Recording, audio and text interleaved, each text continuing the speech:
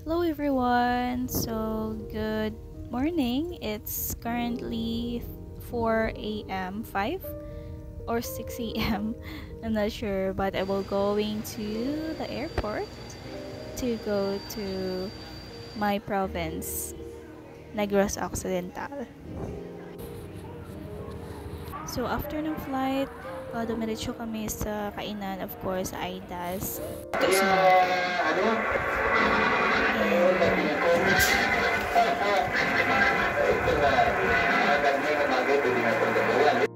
so yun, ang ingay-ingay ng radyo ni Papa.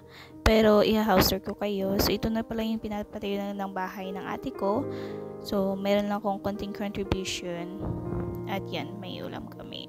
So let's go house tour sa loob ng CR po. Is maganda po siya yung CR. Maganda yung tiles, malaki. So maaliwalas. Tsaka yun, may flash na din. Maganda yun din yung tub na yan, ang laki. So, plastic lang siya. So, nice. Parang nasa hotel.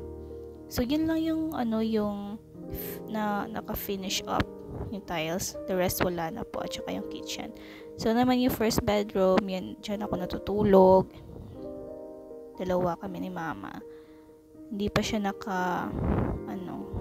naka-finish. Pero yan. That's my luggage. Next is the second bedroom, pero nandiyan yung ate ko kaya wag na lang. So yan yung kitchen, naka-tiles na siya sa taas. Then dito pwede itong gawing like washing machine, ganun. So yan, hindi pa siya nalinis pero maganda siya kasi private, hindi ka makita ng mga tao sa labas. And then let's go outside. Ang ganda na. Lamig yung mango na ay. Indian mango. Nakikita niyo ba? Wait lang. Paano ba to? Indian mango. Wala pa atang malaki. Wala pa yung na malaki.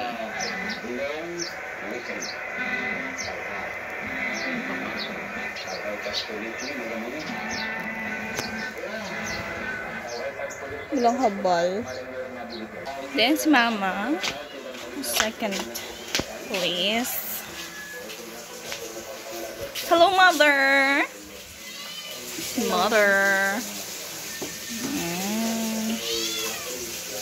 Yan yung mga cats namin. No, ang babait na.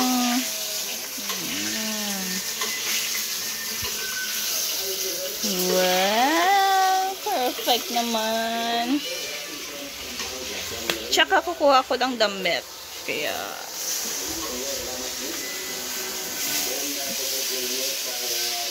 damit ko. Dalhin ko to for work. Ito ko sa ate ko. So, yun, tumulong na din ako sa pagluluto ni mother. Siyempre, may kain-kain muna.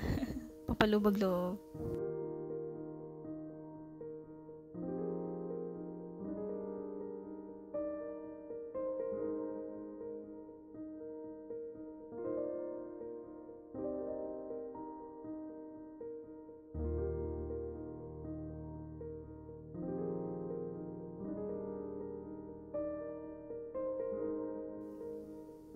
So, hiniwa ko lang siya yung papaasim. Pa-crosswise. Parang pa-cross.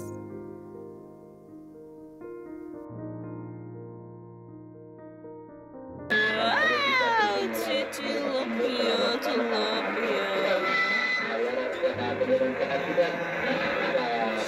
Away sa mga bakterya at mga viruses na sila. Hindi na magkaluha-luha pa.